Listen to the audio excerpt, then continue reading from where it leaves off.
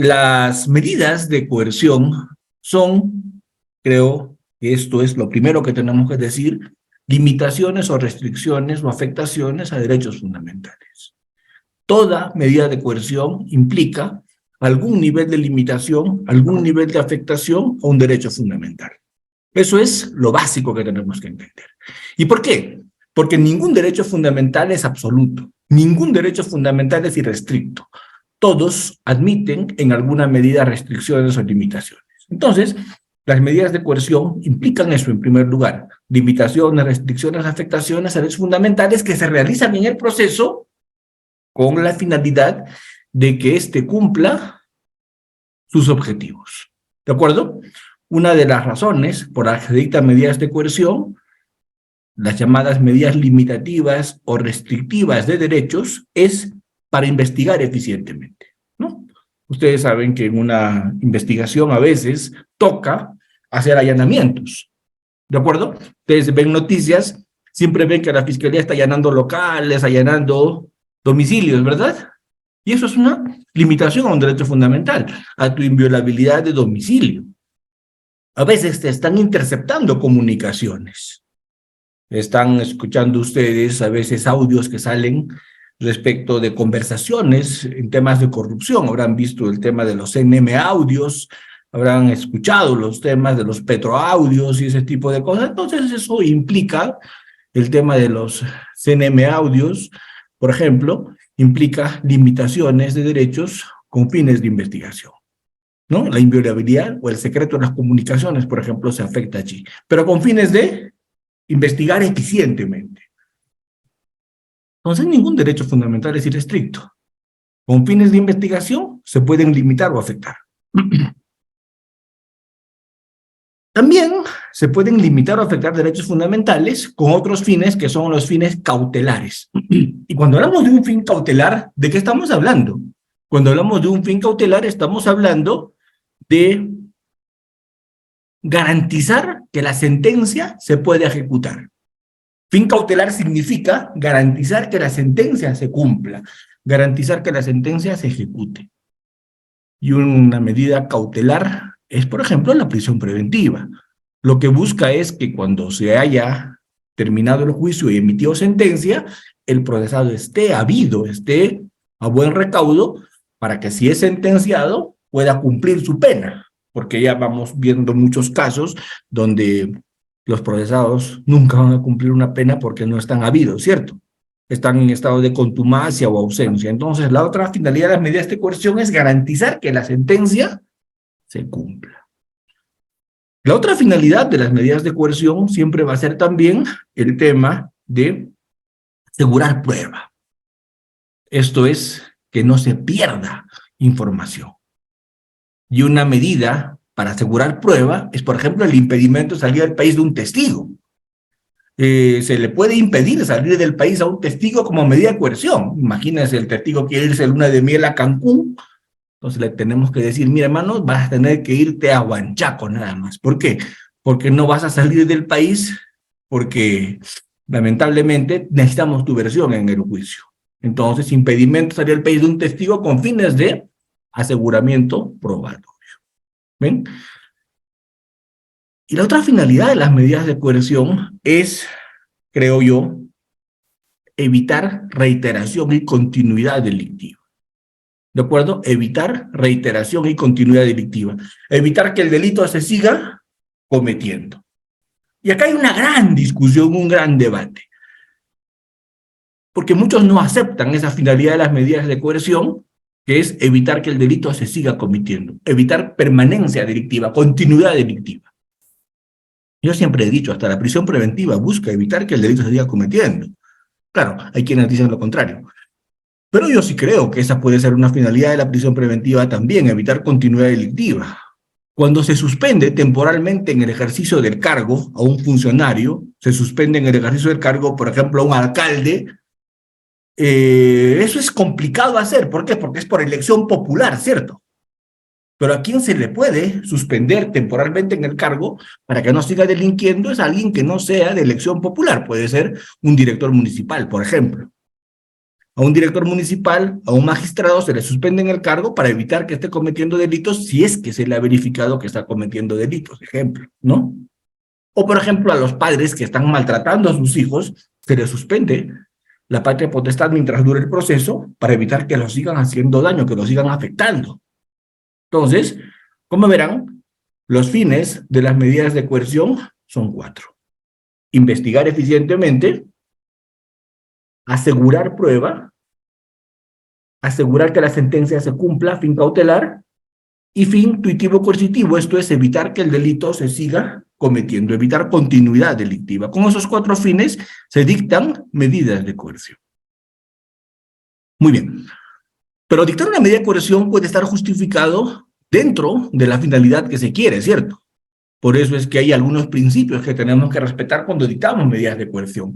Y un principio fundamental que tenemos que respetar cuando dictamos medidas de coerción es el principio de judicialidad, que quiere decir que el juez es el único que dicta medidas de coerción. Y si no las dicta, las controla, por ejemplo.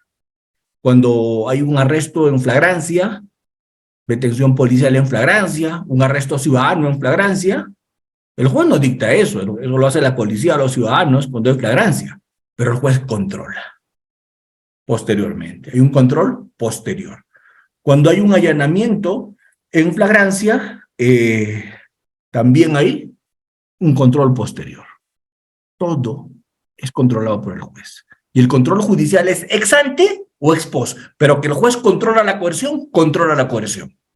El juez en el nuevo código, como ustedes bien saben, no dirige la investigación. El juez no dirige la preliminar, no dirige la preparatoria, pero controla la coerción. Es el controlador de toda la coerción procesal. ¿Sí? Vamos a ver ahora, Carla, cuánto tiempo va a durar la detención preliminar. Vamos a mirar lo de la detención preliminar. Me están preguntando por el levantamiento secreto bancario. Sí, el levantamiento secreto bancario también limita un derecho fundamental. Toda medida de coerción te afecta a algún derecho fundamental, doctores. Toda. No hay medida de coerción que no afecte un derecho fundamental. Por eso, pues, son medidas coercitivas. Entonces, primer presupuesto, la medida de coerción afecta un derecho fundamental. ¿Eso tenemos que tener? Claro. 2, solo se dicta, solo se realiza cuando la ley lo manda. En medidas de coerción, en materia procesal penal, el mandato de legalidad es irrestricto. ¿Qué quiere decir? Solo se dictan las medidas, solo se dictan las medidas que el código establece. Y además se ejecuta conforme el código establece. ¿Qué quiere decir eso? Si el código establece una medida, esa medida se dicta con el plazo del código, con los controles del código, con las limitaciones del código. Jamás en materia penal se puede hacer lo que en materia civil. En materia civil el juez se puede inventar una medida para el caso, ¿cierto? En materia civil el juez puede dictar medidas innovativas, medidas de no innovar, ser creativo en medidas de coerción, en medidas cautelares, el juez en civil. En penal no. En penal el principio de legalidad es irrestricto en coerción. O dictas la medida y la ejecutas como la ley manda, o no la dictas. Tan simple como eso. ¿Sí? Entonces, el principio de legalidad es irrestricto en materia penal. Lo otro, judicialidad. El juez controla siempre, les dije. Siempre controla el juez. Control ex post, cuando la policía lo ejecuta, por ejemplo, una detención en flagrancia, un allanamiento en flagrancia, o control ex ante, cuando le pedimos primero la orden y ejecutamos. Prisión preventiva, por ejemplo. Detención preliminar, por ejemplo. Control ex ante. Pero el control siempre se va a dar. Lo otro, rogación. Siempre los fiscales o los legitimados piden la medida. Nadie más que el fiscal puede pedir la medida de limitación de libertad, por ejemplo. El procurador podrá pedir un embargo, podrá pedir medidas relacionadas a su pretensión civil, pero privaciones de libertad solo puede pedir el fiscal. Y sí, y solo si el fiscal pide, el juez ordena. Porque si el fiscal no lo pide, el juez jamás puede ordenar coerción de oficio. La coerción del juez es siempre a pedido de parte, a pedido de sujeto legitimado, a pedido de alguien legitimado. Muy bien. Entonces, miren, sin darnos cuenta, estamos recorriendo principios: legalidad, judicialidad, rogación, debida motivación. ¿Qué les dije que era una medida de coerción? Les dije, una medida de coerción es una afectación a un derecho fundamental, una limitación a un derecho fundamental. Si una medida de coerción afecta o limita un derecho fundamental, si afecta un derecho fundamental, te tienen que motivar. ¿Con qué fin? ¿Bajo qué norma? ¿Por qué periodo? ¿Por qué fundados y graves elementos de convicción? ¿Por qué base mínima incriminatoria? Te tienen que motivar. ¿Para qué? Para que se pueda impugnar, porque toda medida de coerción es debidamente motivada e impugnable. Se puede impugnar. Tiene control en segunda instancia. De lo contrario, se podrían generar abusos o no. Podrían haber arbitrariedades. Entonces, toda medida de coerción siempre establece, ¿cierto? Toda medida de coerción siempre establece la posibilidad de impugnación. Y para impugnar se exige la debida motivación. Entonces, tenemos legalidad, judicialidad, rogación, debida motivación. Temporalidad. Toda medida es temporal. Ninguna medida es ilimitada. Toda medida tiene un plazo. Y además, toda medida es variable. ¿Qué quiere decir eso? Se puede modificar, se puede cambiar en cualquier momento. Ninguna medida es definitiva, se puede cambiar. ¿Y cuándo se cambia? Cuando las circunstancias, cuando las condiciones cambian. Si las circunstancias cambian, la medida cambia. Si las condiciones mañana son otras, la medida cambia. Por eso es que a una persona le pueden cambiar de comparecencia a prisión preventiva o de prisión preventiva a comparecencia. Depende de cómo se mueve el proceso. O sea, no es que me dieron comparecencia y me quedé con comparecencia. No es que me dieron prisión preventiva y me quedé con prisión preventiva. No, señor. Me dan una medida y esa cambia según cambien las circunstancias. Muy bien. Me están diciendo que profundice sobre impugnación. Vamos a profundizar en su momento sobre impugnación, pero lo que le voy diciendo hoy día, para que no se quede Nicolai Villegas con la pregunta es, a veces se impugna luego de haberse ejecutado. ¿De acuerdo? Control posterior. ¿Para qué? Para que el superior le dé un reexamen, una segunda mirada. Porque no nos olvidemos, pues, de qué estamos hablando. Por eso empecé con eso. Estamos hablando de una limitación o una afectación en un derecho fundamental. Entonces, ahí mínimo motiva y mínimo impugnas. Porque de lo contrario, se afecta el debido proceso. De lo contrario, se afecta la tutela judicial efectiva. Y se extrae bajo el principio de proscripción de la arbitrariedad. Porque no hay nada más arbitrario que una medida de coerción mal dictada. ¿De acuerdo? No hay nada más arbitrario que una medida de coerción más dictada. Rebeca, el juez superior resuelve, nunca resuelve el mismo juez en lo que es medidas de coerción. Solamente el mismo juez resuelve cuando son reposiciones. Y las reposiciones son solamente para decretos, Rebeca. Ya ven que estoy leyendo lo que me comentan, ¿sí? Muy bien. Entonces, como les había dicho, las medidas de coerción tienen fines, ya expliqué, tienen presupuestos, ya expliqué. Los presupuestos son dos, les dije. Primer presupuesto, peligro, ¿no? No puede haber medidas si no hay peligro. Tiene que haber peligro procesal. Y segundo presupuesto, no puede haber medidas de coerción si no hay base mínima incriminatoria, si no hay probabilidad, si no hay algún elemento que establezca meridianamente la comisión de un delito y la vinculación con la persona. Porque mínimamente tiene que haber eso si se va a afectar a un derecho fundamental. Luego los principios que hemos estado mirando rápidamente, ¿cierto? Legalidad, judicialidad, debida motivación, temporalidad, provisionalidad, etcétera, ¿no? Principios que son muy importantes en coerción procesal. Entonces, cuando ya tenemos ese mapa en nuestra cabeza, ¿cierto? Sí. ¿Cuáles son los fines de la coerción? ¿Cuáles son los presupuestos de la coerción? ¿Cuáles son los principios que rigen la coerción 253 del Código? Que es la parte general de las medidas de coerción, que es una norma que tenemos que leer, ¿cierto? Cuando ya tenemos claro esto, miren, un articulito del Código y me ha tomado casi media hora explicar. Un articulito del Código. ¿De acuerdo? Pero eso es fundamental, pues. Eso es fundamental, porque es la base de todas las medidas de coerción. ¿De acuerdo? Si no leemos ese articulito, que es la base de las medidas de coerción, pues no vamos a entender nada en coerción procesal. Muy bien. Respecto de estas medidas de coerción, vamos a aterrizar hoy día, me han pedido que me aboque, que me centre, que me ocupe de unas medidas, perdón, personales. Me han pedido hablar de medidas personales, de coerción personal. Y ahí está en el flyer, que lo estoy mirando en este momento, me han pedido hablar, por ejemplo, de la detención en flagrancia. ¿Qué es la detención en flagrancia? La detención en flagrancia funciona, la detención en flagrancia cabe cuando a una persona la capturan con las manos en la masa, esto es, en el momento mismo que está cometiendo el delito.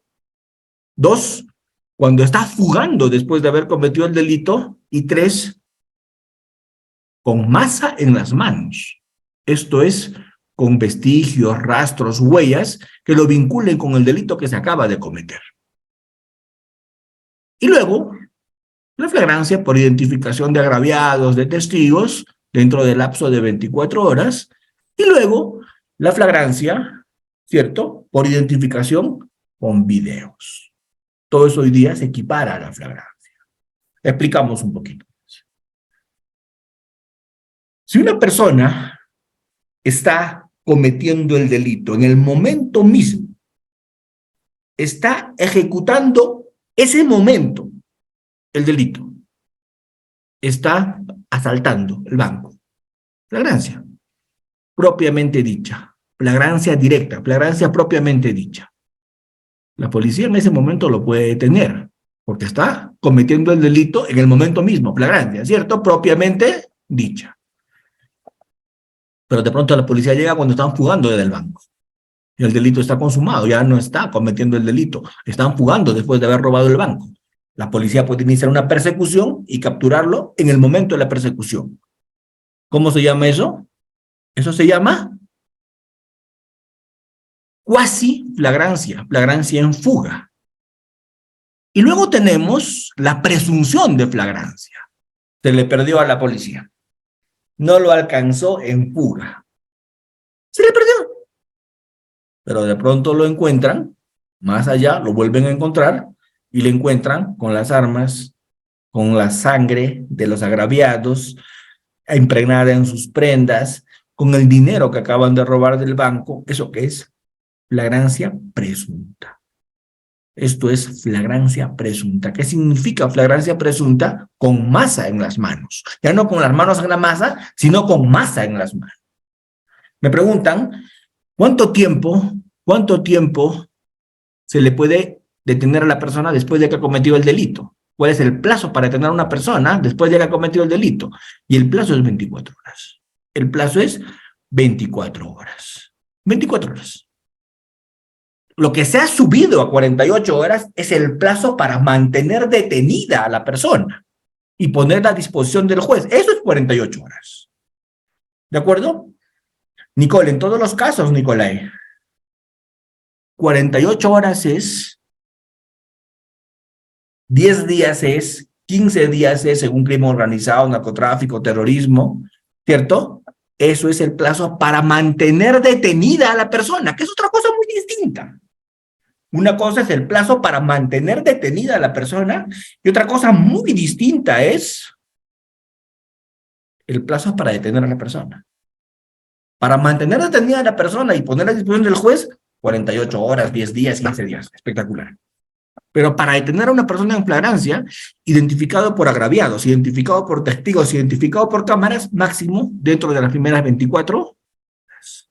¿Se entendió? ¿Sí? Dentro de las primeras 24 horas. Doctor Almanza, ¿y qué pasa si a los delincuentes, los agraviados, lo identificaron a la hora 26? Se visualizan en las cámaras a la hora 27. Ya no se puede detener en flagrancia. ¿Y ahora qué hacemos? Detención preliminar. ¿De acuerdo? Detención preliminar. Ya no se puede hacer detención en flagrancia. Toca detención preliminar. Toca detención preliminar. Toca detención preliminar. Entonces, pero esa detención preliminar es con pedido previo al juez. Es con orden judicial previa del juez. ¿Ven? Es una medida distinta. Claro, la detención preliminar se dicta sin audiencia. La detención preliminar se dicta sin que se convoque al abogado del detenido. No, pues no se puede hacer eso antes, porque se fuga con más ganas, ¿cierto? La idea es hacerlo sin que se entere la defensa, lo capturas y ahí se apela, pues, ¿no? Ahí se cuestiona la detención preliminar, pero primero lo capturas, ¿de acuerdo? Eso es en lo que se falló con algunos que están hoy día sacándonos la lengua desde el extranjero, ¿cierto? Les hubiéramos hecho detención preliminar y no se habrían largado, ¿verdad? Pero eso es, pues, hubiera. Siempre me dicen, será para la próxima. Claro, ¿no? Para la próxima. Ya aprendimos, ¿cierto? Ya aprendimos. La prisión preventiva no es opción en esos casos. La prisión preventiva siempre es opción cuando ya lo capturaste en flagrancia, cuando ya lo capturaste con detención preliminar. ¡Ay! La prisión preventiva viene. Pero cuando hay peligro de fuga y el tipo está libre, no me vengas con prisión preventiva, pero no estamos graciosos.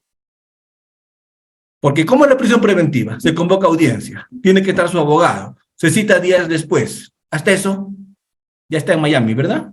¿O no? La detención preliminar es para conjurar peligro de fuga. La detención en flagrancia es para que no se fugue. La prisión preventiva, no me digas. Porque cuando haces la audiencia de prisión preventiva ya se fugó. La detención en flagrancia es para evitar que se fugue. La detención preliminar es para evitar que se fugue. Cuando ya lo tienes capturado, pides prisión preventiva, ¿para qué? Para que el juez evalúe si se va a ir a un penal mientras dure el proceso por plazos largos, 36 meses en crimen organizado, prórrogales por 12, ¿cierto? 18 meses, delitos complejos, 9 meses en delitos simples. Pero eso ya es prisión preventiva. A ver, vamos. Vamos. A ver, Nicolás me dice, sigo confundido. Me confundo cuando Fiscalía detiene por 48 horas en flagrancia. No, a ver, voy a repetir una vez más, por favor, está bien. Yo lo que quiero es que todos entiendan. Voy a repetir una vez más.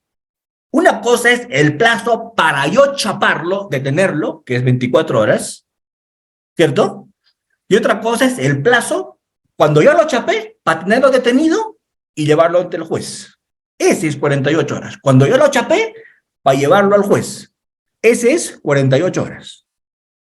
Pero para chaparlo es 24 horas. ¿Estamos? Muy bien. Y ese plazo de 24 horas, ese plazo de 24 horas, Edgar, si esos 3 flagrancias son, ese plazo de 24 horas juega también para arresto ciudadano, ¿sí? El arresto ciudadano es un arresto que se hace siempre, normalmente por serenazgo. Como serenazgo no es policía, lo que hace es arresto ciudadano. Como los comités vecinales no son policías, normalmente hacen arresto ciudadano. Como los ronderos no son policías, normalmente hacen arresto ciudadano, ¿cierto? Pero ¿cuál es el problema con el arresto ciudadano? A veces se excede, a veces se excede, ¿cierto? ¿En qué se exceden? El arresto ciudadano, ¿qué significa? Tú lo chapas, le privas de su libertad, ¿cierto? Y lo tienes que poner de inmediato, sin pérdida de tiempo. Ya mismo lo tienes que poner a disposición de la policía y la fiscalía, cuando hay arresto ciudadano. Doctor Almanza, pero primero que su paseadita calato por la plaza, con su cartel, su amarrada al poste y su tanda. No, eso no se puede hacer, ¿cierto? Porque ¿qué pasa si lo amarras al poste y lo golpeas? ¿Qué pasa si lo paseas desnudo con sus carteles? Estás cometiendo delitos y bien graves. Secuestro agravado, tortura, ¿cierto? Entonces eso no se puede hacer. Lo que toca es ponerlo a disposición de las autoridades en el más breve plazo. Ponerlo a disposición de las autoridades en el más breve plazo. De inmediato, si se puede. ¿De acuerdo? Doctor Almanza, ¿y en el arresto ciudadano lo pueden enmarrocar? No, pues porque los ronderos, los comités de autodefensa no tienen, las juntas vecinales, serenazgo, normalmente no tienen marrocas tienen la policía, ¿cierto? ¿Cómo lo tienen entonces que detener? Lo amarrarán pues con soga, ¿de acuerdo? Lo amarrarán con lo que tengan a su alcance, para que no se fugue, ¿cierto? Pero la idea es, no lo torturas, no lo humillas, lo pones a disposición de las autoridades, porque no se olviden de una cosa, y esto quiero que, por favor, lo internalicemos. El hecho de que a una persona la captures en flagrancia no quiere decir que sea culpable. ¿Se entiende? Se le mantiene su presunción de inocencia.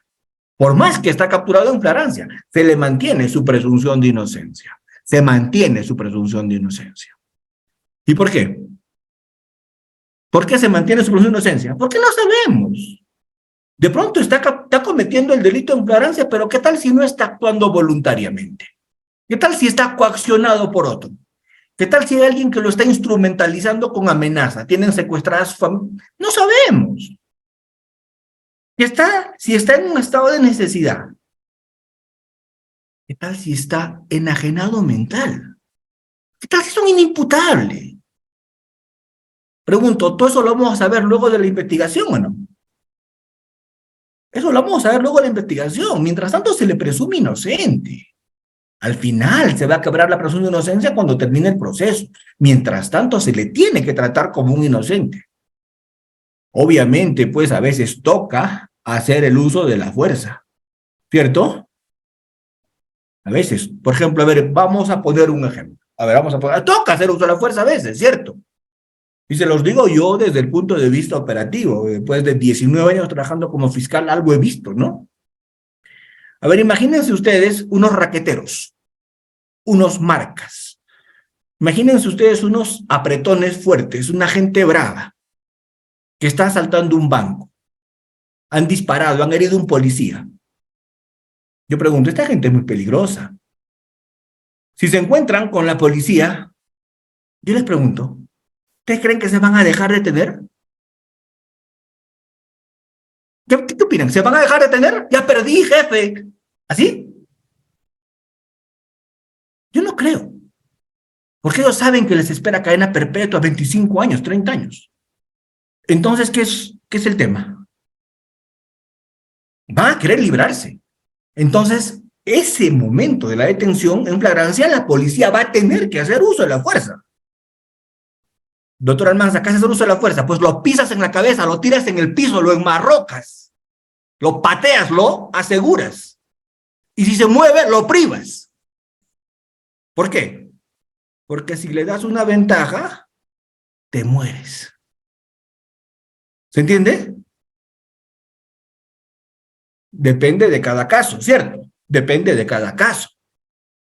Doctor Almanza, pero el registro personal cuando se detiene en flagrancia tiene que hacerse en un ambiente privado, por alguien de su mismo sexo.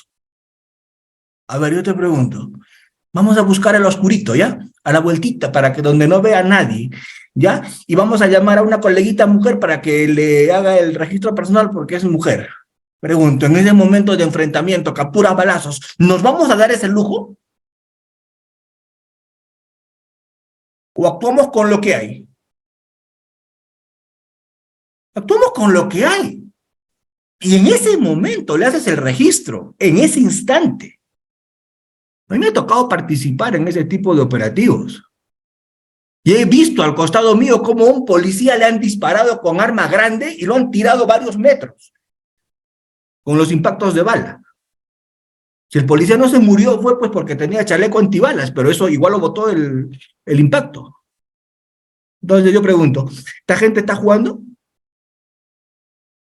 Entonces, eso es una detención en flagrancia. A veces, una cosa es la teoría y otra cosa es la práctica, ¿cierto? Y en la práctica, nosotros miramos que la policía detiene, hace registro personal en ese momento, asegura a la persona en ese momento y a partir de allí lo saca del lugar. Doctor Almanza, pero las actas se levantan en el lugar. Ah, o sea, es una zona roja y vas a levantar actas en el lugar. ¿Ustedes qué creen? Me pongo a hacer mi acta ahí, ¿verdad? Para que venga todo el barrio y recuperen al detenido. El registro personal se lo terminan haciendo al policía si se queda haciendo su acta en el lugar. ¿Cierto? Entonces, allí es salir de allí, asegurar y retirarse. Así es. La realidad es totalmente distinta, como me dicen en el chat. Sí, claro. Entonces, obviamente estamos hablando de lo justo medio, de lo proporcional, pero no estamos hablando necesariamente del uso de la fuerza excesivo. Siempre voy a estar en contra con el uso de la fuerza que no es necesario, con el uso de la fuerza excesivo, cuando la fuerza se usa de una manera desproporcionada. De hecho, que no estoy hablando de eso, estoy hablando de el justo medio del uso de la fuerza, ¿cierto? ¿Qué sentido tiene cuando ya está reducido golpearlo? Ya no, pues cierto. Eso ya se podría tomar como otro tipo de acción, ¿no? Esto ya se podría tomar de otra manera. Pero vamos, entonces, ¿qué ocurre? Cuando se produce la detención en flagrancia, lo siguiente que hace la policía es comunicar la detención al fiscal. ¿Y para qué la fiscalía es comunicada? Para que con la policía hagan todos los actos de investigación. Y no se olviden de una cosa, esto es muy importante en la flagrancia, porque siempre la fiscalía y la policía están con tiempo en contra. ¿Qué quiere decir que están con tiempo en contra? Desde que se produce la detención, en los más de los delitos hay 48 horas para pedir prisión preventiva. ¿Qué quiere decir 48 horas? Para hacer el requerimiento de prisión preventiva, pero para eso tienes que haber formalizado investigación preparatoria, haber levantado todas las actas, haber tomado las declaraciones básicas, haber hecho las ITPs, haber hecho las inspecciones domiciliarias, haber hecho los acopios de información, etcétera. O sea, tienes 48 horas para todo eso. La pregunta es, ¿podemos darnos el lujo de perder el tiempo? Estamos contra el reloj, ¿cierto? ¿Cuándo hay más tiempo? Cuando la fiscalía considera que pues no es un caso para prisión preventiva. Se detuvo, es un hurto simple, se detuvo, es un tema de micro. Entonces la fiscalía puede evaluar y decir, no, pues acá no voy a pedir prisión preventiva. Entonces, se le da libertad a la persona detenida en flagrancia y se continúa la investigación, pero se continúa la investigación ya sin detenido. Y continuar la investigación sin detenido, ¿qué significa? Que es una investigación mucho más light, ¿cierto? Alessandro Bravo me dice, 48 horas para desplegar toda esa logística debe ser cosa seria. Sí, pues, pero eso, bueno, fuera que fuera el único caso. A veces en un turno la fiscalía tiene 10, 15, 20 detenidos, ¿cierto? ¿O no? ¿Han visto por qué los fiscales renuncian? O sea, la chamba está botada, ¿verdad? O sea, hay trabajo por doquier para los abogados, ¿cierto? ¿Ustedes han visto en el peruano todos los días la cantidad de renuncias de fiscales que salen? ¿Cierto? La pregunta es ¿por qué se van los fiscales? ¿Por qué se van? Porque es fácil, ¿verdad? Ahí están en su escritorio con su abanico. No. Se van porque el tema es muy delicado, porque es muy complicado y están con responsabilidad y están con el tiempo siempre en contra. Y en un turno tienen cantidad de detenidos, tienen que tomar decisiones muy rápidas. ¿Cierto? ¿Y qué es lo que ocurre? Sustentar en 48 horas, pedir su requerimiento y sustentar esa prisión preventiva cuando hay flagrancia. Eso no es tan fácil. Una cosa es en teoría, otra cosa es hacerlo en la práctica. ¿Cierto? Entonces, la policía y la fiscalía tienen que sintonizar lo que se denomina el binomio, tienen que trabajar de manera coordinada, porque de lo contrario los plazos no alcanzan. De lo contrario, los plazos terminan. Entonces, eso es un poco. ¿Qué pasa si se le pasa las 48 horas y no hay requerimiento? Pues obviamente le meten un habeas corpus, ¿cierto? Y automáticamente se va en libertad. Recordarán con el caso de Rápidos y Furiosos que generó que se aumente el plazo. Antes, el plazo para detener a una persona, para tener detenida a la persona era 24 horas. En 24 horas, policía y fiscalía, ¿qué tenían que hacer? Policía y fiscalía en 24 horas tenían que hacer todo con todos sus detenidos del día. Hacer sus requerimientos, formalizar, presentar toda la documentación. ¿Y para eso cuánto tiempo tenía la fiscalía y la policía? 24 horas, antes de que modifiquen la Constitución. Antes de que modifiquen el Código Procesal Penal. Tenía 24 horas. Y en ese tema que recordarán ustedes en Lima, el de Rápidos y Furiosos, ¿qué ocurrió? Eran gente con arma grande, con arma de guerra, asaltantes. Se les capturó en flagrancia. ¿Y saben qué ocurrió? La policía y la fiscalía terminaron de hacer todo, presentaron el requerimiento, 24 horas, 4 minutos. ¿Saben cuánto tiempo se pasaron de las 24 horas? 4 minutos. ¿Sabes qué hizo el juez? Los soltó a los 4 delincuentes. Un poco más y les devuelve las armas, para que tengan con qué chambear, ¿cierto? Los liberó. Eso generó todo un escándalo. A partir de allí, se pensó en modificar el código, en modificar la Constitución. Se creó la figura de la detención judicial en flagrancia. ¿Qué es eso? Que el fiscal pueda pedir que se amplíe incluso el plazo de detención hasta por 7 días, previa audiencia. Esa es la famosa detención judicial en flagrancia. Todo eso se empezó a inventar en ese momento, ¿para qué? Para que no se vuelva a repetir algo como eso, ¿cierto? ¿No? Miren, entonces, eso es un poco el tema de las privaciones de libertad a nivel de flagrancia. ¿De acuerdo? Entonces, en flagrancia, ¿qué pasa? Primero, policía. Detiene en flagrancia porque es su función. Siempre me preguntan, doctor Almanza, ¿el fiscal tiene que ordenarle a la policía que detenga en flagrancia? Eso es trabajo de la policía sin necesidad de que nadie se lo autorice o se lo ordene. Esa es una cierta función de la policía. La policía califica lo que está viendo y a partir de ahí detiene. Y no le pregunta a nadie. ¿Se entiende? Por eso es que a mí me hacen reír mucho los que no saben en la práctica cuando me dicen la policía no califica con el nuevo código. ¿No califica? No sea gracioso, ¿no califica? ¡Claro que califica! No calificará en su informe, es otra cosa. Pero cuando detiene, ¿tiene que calificar o no? Piensen. Tiene que evaluar si es una falta o un delito o no. Y a partir de ahí el policía toma la decisión de detener, tiene que calificar. Por eso es que un policía tiene que tener formación jurídica, no será pues un abogado, pero mínima, ¿no?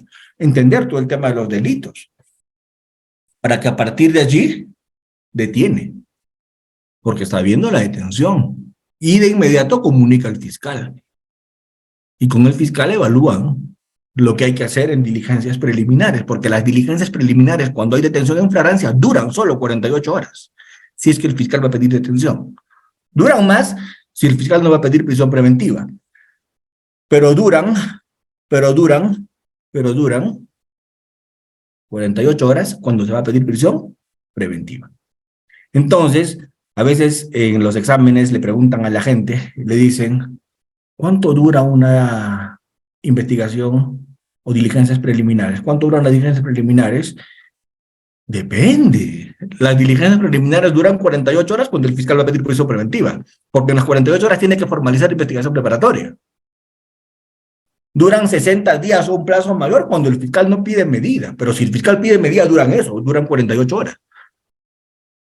Entonces, en ese tiempo se tiene que hacer eso cuando hay detención en flagrancia. Doctor Almanza, ¿y la detención en flagrancia puede implicar otro tipo de medidas? Sí, claro. Se puede hacer incomunicación. En esos días la persona puede estar incomunicada. ¿Qué quiere decir? No conversar con nadie. ¿Únicamente con quién? ¿Con quién? Con su abogado. Exactamente, con su abogado. Porque su abogado jamás le va a llevar información o va a sacar información o se va a prestar para algo que no sea correcto, ¿cierto? ¿O no? Entonces, el abogado tiene derecho a estar junto con su cliente. Así se ha ordenado incomunicación. De acuerdo, el derecho de defensa es irrestricto, exactamente, Luis, tal cual. ¿Cierto? Tal cual. Es irrestricto el derecho de defensa. Entonces, así todo esté incomunicado, puede conversar con su abogado. La incomunicación siempre es una medida accesoria a una privación de libertad. Es accesoria a una detención preliminar. Es accesoria a una detención en flagrancia. La incomunicación jamás va sola. La incomunicación se puede ordenar cuando ya hay detención. ¿De acuerdo? La incomunicación nunca va sola, siempre va con la otra medida en pared. Muy bien, entonces, miren todo lo que estamos hablando solamente de la detención en flagrancia. ¿Cierto? Es bastante, y puedo pasarme más tiempo conversando detalles de la detención en flagrancia, porque el tema da para mucho. ¿De acuerdo?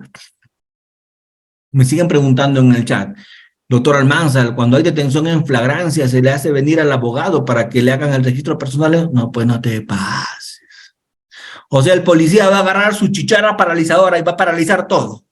No te muevas, nos quedamos quietos hasta que venga el abogado. ¿Así es? No, pues. No, al abogado se le llama cuando ya todas las actas están levantadas, cuando ya el tipo está en la comisaría. O sea, en ese momento voy a interrumpir todo para que venga el abogado. Doctor Almanza, ¿qué tal si el delincuente está en ese momento con su abogado? Me preguntan ahí. Si está con su abogado también que debe quedar detenido. ¿Qué hacía ahí su abogado? O sea, yo puedo cometer un delito con mi abogado. ¿Qué hacía ahí su abogado? ¿No les parece? Gilman me pregunta, ¿al detenido se le puede privar de usar su celular? Su celular se le incauta. Es lo primero que a un detenido se le incauta a Gilman. Su celular. ¿De acuerdo? Es lo primero que se le incauta. ¿Por qué? Porque, doctores, una de las cosas más preciosas en una investigación para la policía, para la fiscalía, es el celular de una persona. En estos tiempos el celular es una maravilla, ¿cierto? ¿Por qué? Porque el celular es tu vida, ¿no? En el celular está todo. Miren, todo lo que hay en el celular. Tus llamadas, tus mensajes, tu WhatsApp, tu Instagram, ¿cierto? Tu Telegram. ¿O no? Tu Tinder, ¿cierto? Ahí te encuentro todo. Todo está en tu celular. Doctor Almanza, y si lo reseteo, si lo reseteas, igual se recupera todo lo que hay. ¿Por qué? Porque hay programitas hoy día que recuperan toda la información de un celular. Entonces, cuando a una persona, en el momento de la detención en flagrancia, le incautan su celular, se lacra y se guarda. No se puede revisar. ¿Por qué? Porque para pedir eso tienes que pedir otra medida de coerción, ¿o no? ¿Cuál es? Tienes que pedir otra medida de coerción. ¿Cuál es? Levantamiento del secreto de las comunicaciones. El juez te ordena el levantamiento y allí, vaca. Levantamiento del secreto de las comunicaciones. Con ese levantamiento recién revisas el celular. ¿De acuerdo? Y todo lo demás lo vas a hacer. Entonces, ¿por qué es tan importante una detención en flagrancia? Porque a partir de esa detención en flagrancia empieza la investigación preliminar, empiezan las diligencias preliminares. Haces todos estos actos urgentes en ese momento por la policía. Me escriben y me dicen, doctor Almanza, ¿y si el fiscal llega, después firma todo lo que la policía ha hecho? No, porque el fiscal ya no es notario de la policía. Todo lo que la policía ha hecho en flagrancia, ¿quién lo firma? La policía, ¿cierto? ¿Y vale? Por supuesto que vale. Por supuesto que vale. Es más, los policías que han intervenido son testigos de su intervención. Y yo pregunto, ¿qué ocurre si el fiscal llega y le dicen todas las actas que tiene acá, señor fiscal, son las que hemos trabajado durante la detención? Las incautaciones, todo. Y el policía agarra su sello y le da al fiscal y el fiscal firma y sella todo. Ese fiscal quiere que lo voten, ¿cierto? ¿Por qué? Porque ese fiscal estaría dando fe ¿de qué? De lo que no ha presenciado. Lo que el fiscal firma es lo que se ha hecho con él. Eso firma. Lo que no estuvo él, lo firma la policía y vale. ¿De acuerdo? Y vale. Lo que no presenció, así es. ¿De acuerdo? Entonces, desde el momento mismo de la detención se cuentan los plazos. Entonces, a partir de allí, se toman las siguientes medidas. Doctor Almanza, ¿y qué pasa si las 48 horas de detención que tengo yo, el tiempo que tengo de detención cuando doy flagrancia, no me alcanza? Pides al juez detención judicial en flagrancia. ¿Qué es eso? Que te amplía 7 días el plazo. Pero eso es previa audiencia. Eso es con discusión de para qué quieres tanto plazo. ¿Qué tienes que hacer? Y el juez te puede autorizar que tu detención en flagrancia dure hasta 7 días. Algo así como la convalidación de la detención preliminar, ¿cierto? Eso también se puede hacer en flagrancia. ¿Cómo se llama eso? Detención judicial en flagrancia, pero a pedido del fiscal y con audiencia. A pedido del fiscal y con flagrancia. Nicanor Seminario dice que a veces siembran. Bueno, sembrar es un delito, todos ustedes saben. Sembrar es un delito. O sea, si se hace eso, es un delito. No se puede hacer eso. ¿De acuerdo? Yo no puedo negar que en algún momento, alguna vez se haya hecho, no lo puedo descartar. Pero sí les tengo que decir, porque estamos en un evento académico. Si se siembra droga, si se siembra armas, eso es un delito.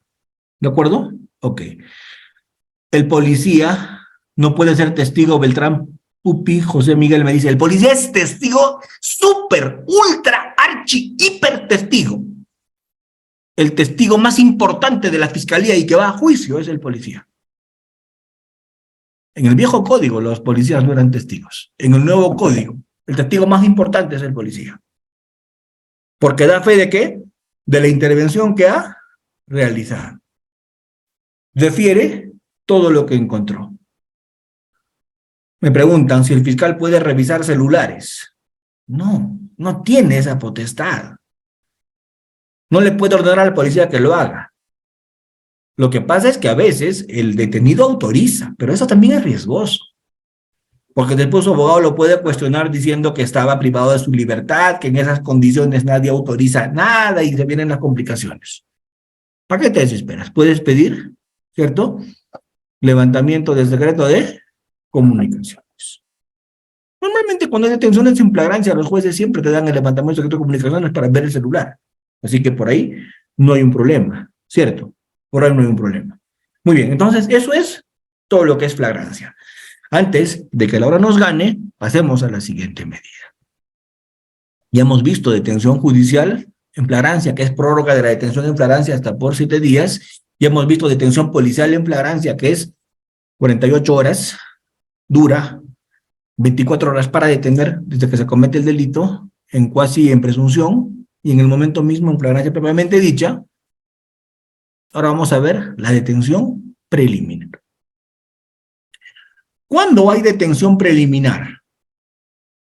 ¿Cuándo hay detención preliminar? Hay detención preliminar precisamente cuando no hay flagrancia. La detención preliminar opera cuando no hay flagrancia.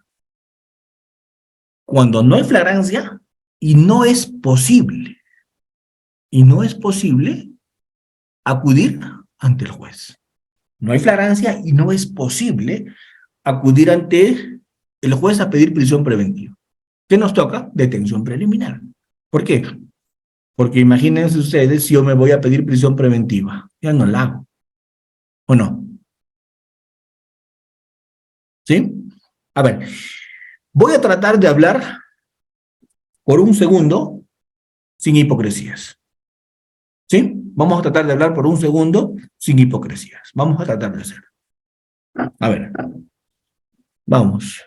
¿Ustedes han visto alguna vez a una persona que venga y se presente el día de su lectura de sentencia y diga, ya me despedí de la familia, estoy viniendo a cumplir mi cadena perpetua? ¿Han visto eso? Ni lo van a ver jamás. Eso no lo van a ver jamás. ¿Y saben por qué? ¿Y saben por qué o no? Por una razón. Porque son seres humanos.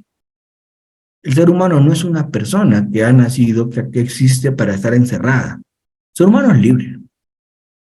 Y cuando su libertad se ve amenazada, cuando sospecha que le van a privar de su libertad, el ser humano, ¿qué hace? Se va. Yo no sé por qué filosofamos tanto sobre esto si es algo esencial al ser humano. El ser humano es libre. Cuando su libertad se va a ver afectada porque la pena es alta, el delito es acreditado suficientemente, hay bastantes elementos en su contra, y la pena es alta, la posibilidad de que se fugue es altísima. Yo no he visto casos donde se presenten con su frazada y digan, vengo a cumplir mis 15, 20 años. No he visto. ¿De acuerdo? Normalmente lo que pasa es que la persona se va. ¿Y por qué se va? Porque es natural que se vaya. Lo contrario sería digno de un estudio clínico. ¿De acuerdo? Porque es inherente al ser humano. El ser humano es un ser libre.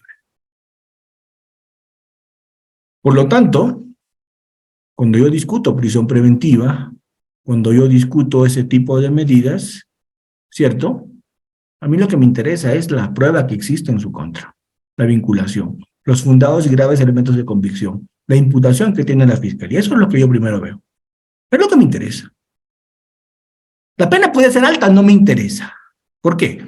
Porque la pena puede ser alta, pero de pronto la imputación es absurda, ¿cierto? Si la imputación es absurda, si no hay base mínima, si no tiene elementos de convicción, si no tiene una imputación concreta y suficiente, así la pena sea cadena perpetua, pues eso es un chiste, no, no hay ningún peligro. ¿Por qué? Porque jamás va a haber en contra de esa persona nada. ¿Me entiende?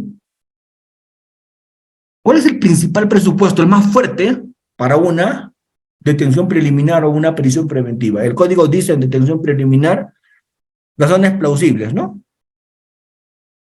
¿Cierto? En prisión preventiva dice fundados y graves elementos de convicción. Eso es lo más importante. Que hay algo concreto en tu contra. Doctor, por ejemplo, lo concreto en tu contra. Hay videos. Te han agarrado en flagrancia. Un examen de ADN. ¿Estamos? Yo pregunto, ¿con todo eso la posibilidad que te condenen es alta o no? Digo, ¿es alta o no? Cuéntenme, ¿qué opinan? Yo creo que es alta. Yo creo que es altísima la posibilidad de que te condenen. Doctor Almanza, pero yo tengo arraigo de calidad. A mí qué me importa tu arraigo. Perdóname la sinceridad, pero a mí qué me interesa tu arraigo. Si la pena es grave y hay fundados y graves elementos de convicción.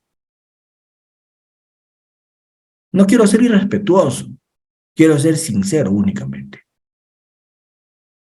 ¿De acuerdo? Y encima, cuando se discute del arraigo, a veces hasta somos discriminadores. Yo tengo casa propia, ¿cierto? Yo tengo el trabajo que tú jamás vas a tener. Tengo un súper arraigo. Eso es discriminación. Hay una circular genial sobre prisión preventiva de César San Martín, la 625 del 2011, una circular espectacular, donde una lucidez total, la Suprema, que dice, todo un mendigo tiene arraigo debajo del puente donde vive, o en la banca del parque donde pernocta o no, ¿cierto? Ahora, el tema de la familia es otra cosa. El tema del domicilio, ¿no? El tema de la familia es otra cosa. Cuando una persona tiene hijos, cónyuge, gente dependiente de él, la posibilidad que se vaya y los abandone es un poco complicada también, ¿no? ¿Cierto? Pero el tener mucha plata no quiere decir que tengas arraigo. El que tiene mucha plata más bien tiene más facilidad de largarse con todo ese dinero. ¿De acuerdo?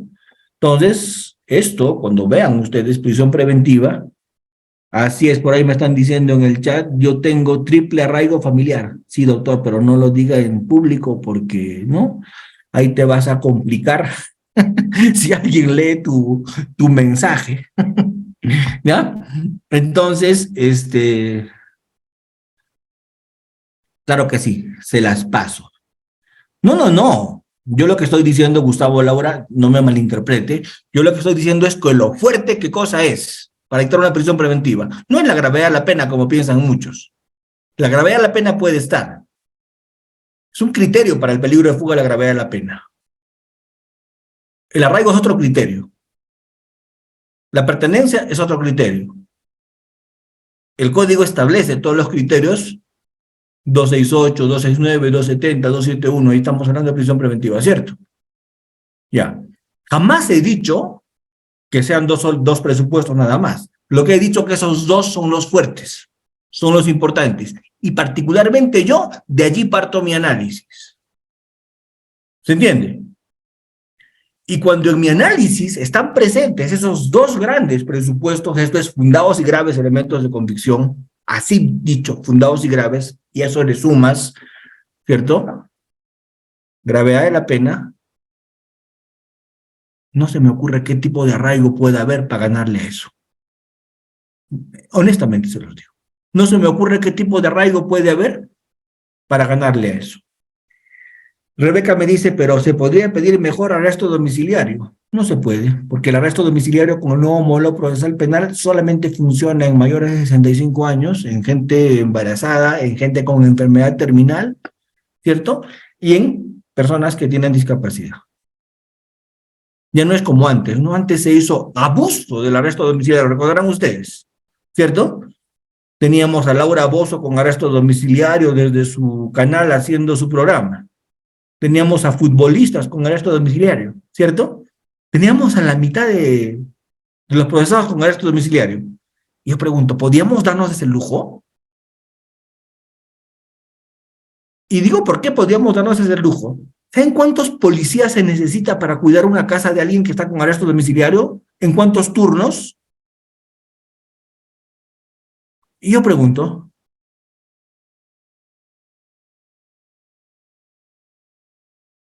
me dicen, Adrián Calderón me dice, según los acuerdos plenarios, el presupuesto más importante es el peligrosismo procesal. ¡Sin duda! Lo que yo estoy diciendo es cómo se mide el peligro procesal. Lo que estoy diciendo es cómo se mide el peligro procesal. Y el peligro procesal se tiene que mirar volteando a ver los fundados y graves elementos de convicción, volteando a ver la gravedad de la pena y mirando por encima del hombro el arraigo. Sin duda, el peligro procesal es lo más importante. Lo que estoy discutiendo es cómo se mira. ¿De acuerdo? Lamentablemente, autores, lamentablemente lo que ustedes me comentan es muy cierto. En este país hay mucha criminalidad. Hay mucha criminalidad, pero de esa criminalidad, la Fiscalía no pediría prisión preventiva ni siquiera en la tercera parte, ni en la cuarta parte, creo, de la criminalidad. Porque hay demasiada criminalidad fofa que no genera y no debería existir como criminalidad. En este país tenemos sobrepopulismo punitivo. En este país hemos creado delitos por doquier, ¿o no? O sea, ¿en qué momento nos hemos vuelto tan irracionales? ¿En qué momento hemos perdido la cordura? ¿En qué momento hemos votado por esa gente que crea ese tipo de delitos? Yo no estoy de acuerdo con el maltrato animal. Pero pues no me digas que es algo que merezca pena privativa de libertad y control penal. Yo no estoy de acuerdo con que todo lo veamos delito. Delitos en todos los países del mundo, por lo menos en los desarrollados, en los donde hay algún tipo de coherencia. Es un control social extremo. ¿Es para mirar cosas realmente peligrosas o no? Pregunto, me tiró la llave. Me dijo gorda mi marido. Delito, pues hay que ver a la fiscalía que vea eso. ¿Está bien? ¿Correcto eso? Todo es delito. Oye, todo es delito. Y encima con pena efectiva. ¿Por qué? Porque esas personas que legislan creen que creando delitos se resuelven los problemas. Hay cosas que generan peligro. Hay cosas que generan inseguridad. Hay cosas que hacen que el sistema penal deba estar allí. Pero ¿qué pasa cuando los sobrecargas, cuando los saturas con ese tipo de regulación. Lo que dicen exactamente allí pasa.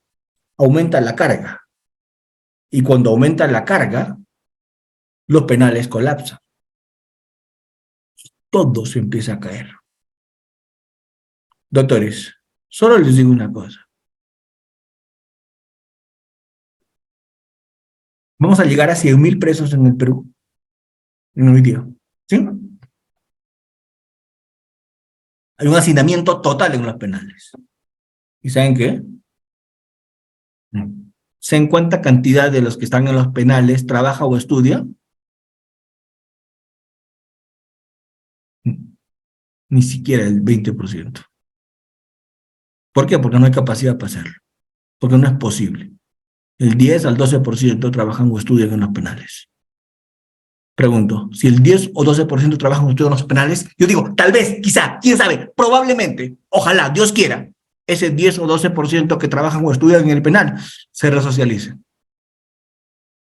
Y el 90% que ni trabajan ni estudian en el penal, ¿ustedes creen que tiene alguna posibilidad de resocializarse? ¿O va a salir peor del penal? ¿O se va a acrecentar el problema? Entonces, ¿qué estamos haciendo? ¿Ven? Estamos haciendo las cosas de una manera muy preocupante. ¿Cierto? Miren, el Código Penal ya no va a crecer más porque no se puede. Entonces, yo creo que es urgente trabajar ese tema. Yo creo que es urgente entender ese tema. Yo creo que la prisión preventiva va cuando tiene que ir. Esto es penas altas. Esto es prognosis de pena más de 5 o 6 años. Ahí va. Pero prisión preventiva en delitos contra el honor, prisión preventiva en homicidios culposos, prisión preventiva porque lo mató al perro. ¿Cuándo perdimos el juicio? ¿Cuándo perdimos la cordura? ¿Cuándo nos descolocamos en lo que es el sistema penal? ¿Cuándo pasó? Yo no sé cuándo, pero de que pasó, pasó, y ahora estamos viviendo eso.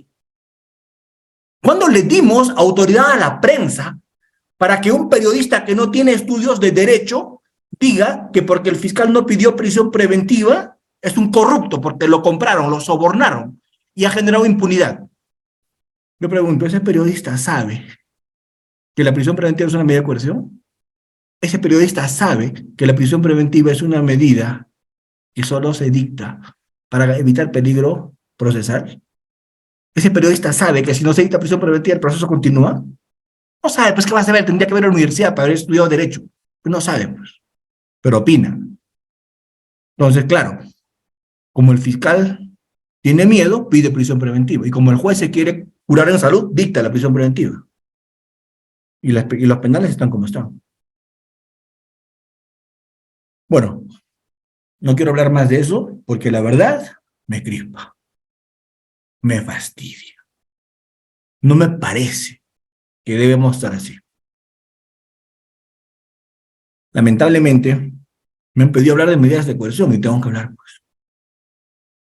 Entonces, ya hemos hablado del arresto ciudadano, de la detención en flagrancia, de la detención preliminar. Hemos hablado alguito de la prisión preventiva, pero no podemos seguir hablando, ¿cierto? Si es que no entendemos algo bien importante que dejo para el final siempre, cuando hablo de medidas de coerción. ¿Y qué es eso bien importante? El principio de proporcionalidad. ¿Qué quiere decir eso? Siempre que se dicta una medida limitativa con fines de investigación, siempre que se dicta una medida de coerción, una prisión preventiva, una detención, un impedimento de salir del país, una comparación con restricciones, la medida que sea, se tiene que dictar dentro de este principio de proporcionalidad, que es obligatorio discutirse en las audiencias, dicho sea de paso, ¿cierto? Este principio de proporcionalidad. Y ahí que se tiene que mirar. Si la medida, además de útil, porque tal vez siempre podría ser útil, además de útil es necesaria. Y cuando una medida es necesaria, cuando es la única forma de conseguir el fin. Yo les dije cuáles son los fines de la coerción, ¿cierto? Y cuando una medida de coerción es necesaria, cuando es la única forma de cumplir el fin, no hay otra. Ejemplo. Voy a poner primero un ejemplo casual y luego vamos a entrar a un ejemplo jurídico. Doctor Almanza se enferma y se va al médico. Fran Almanza llega al doctor y el doctor le dice, usted tiene bronquitis. Le voy a recetar antibióticos inyectables. Yo le digo al doctor, doctor, pastillitas, tengo miedo a las inyecciones. Y el doctor, ¿qué me va a decir? No. Porque las inyecciones son útiles y además necesarias. ¿Por qué? Porque no hay otra forma de curarte por lo avanzada que está tu bronquitis. Tengo que poner inyecciones. Porque es necesario. Y es seguramente doloroso el tratamiento, pero es peor que se te complique más. Es proporcional también propiamente dicho. Obtienes el mayor beneficio con un perjuicio menor. Eso se mira también en medidas de coerción. Si yo le puedo dar a la persona una comparecencia con restricciones, como un registro biométrico, como la obligación de reportarse, como la obligación de no ausentarse, como no acercarse a la víctima, ¿cierto? Espectacular, le doy eso.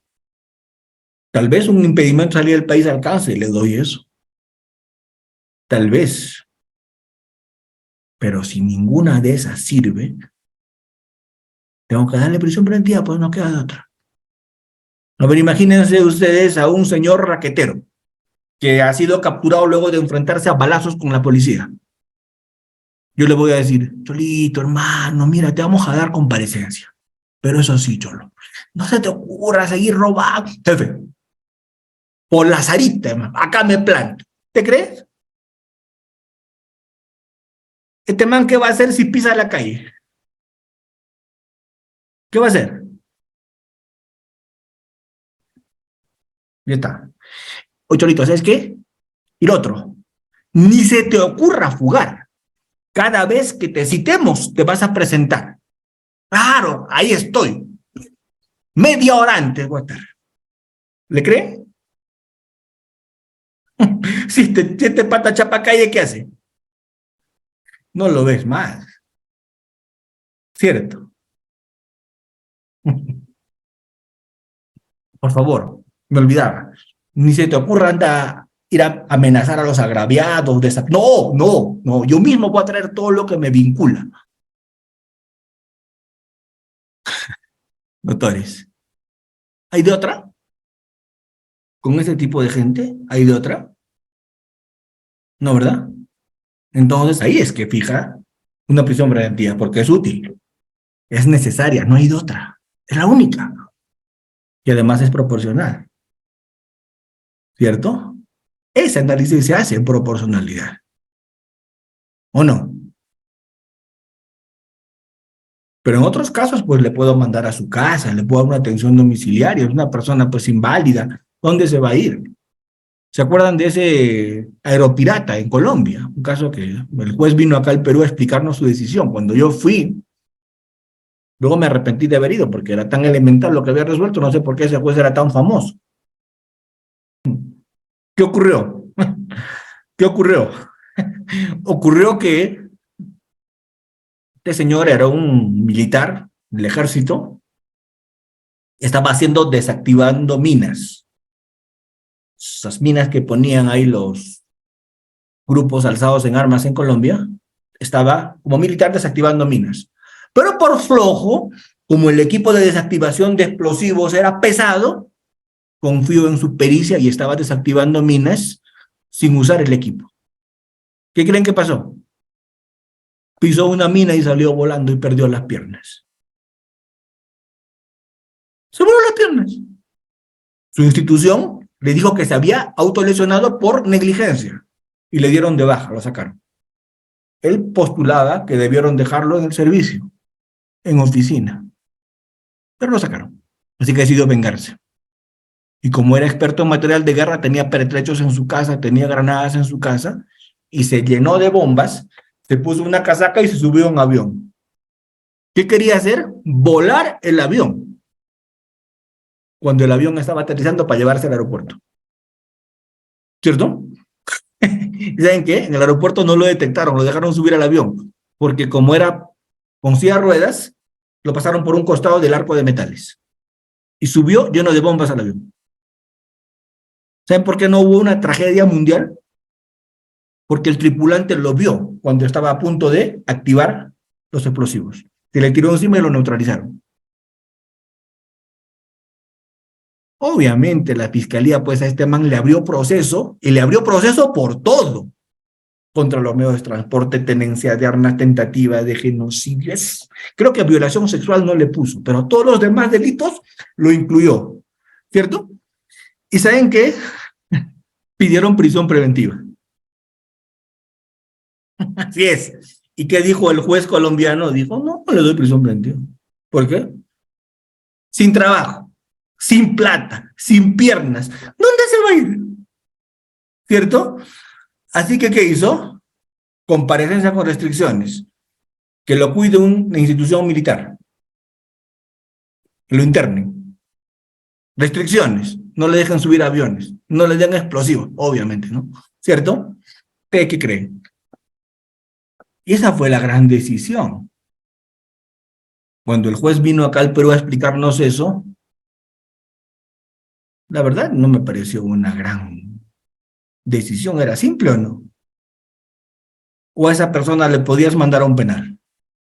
No, pues no, porque no era proporcional. Habían otras formas menos gravosas de conjurar, era un tema de sentido común. Obviamente, el tipo tenía algún tema de salud mental, Raúl Eduardo, sin duda alguna. Algún tipo de eso se tenía que investigar después. No creo que haya estado tan bien de la cabeza, ¿cierto? Pero pregunto, ¿eso es parte del proceso o no? Eso es parte del proceso. No nos olvidemos que así le pidas prisión preventiva, así le ordenes comparecencia, así haya sentencia en primera instancia, el principio de presunción de inocencia se mantiene. Solo se cae la presunción de inocencia con una sentencia definitiva, que tiene la calidad de cosa juzgada. ¿Sí? Y con eso termino, con lo que dice Luis Criollo.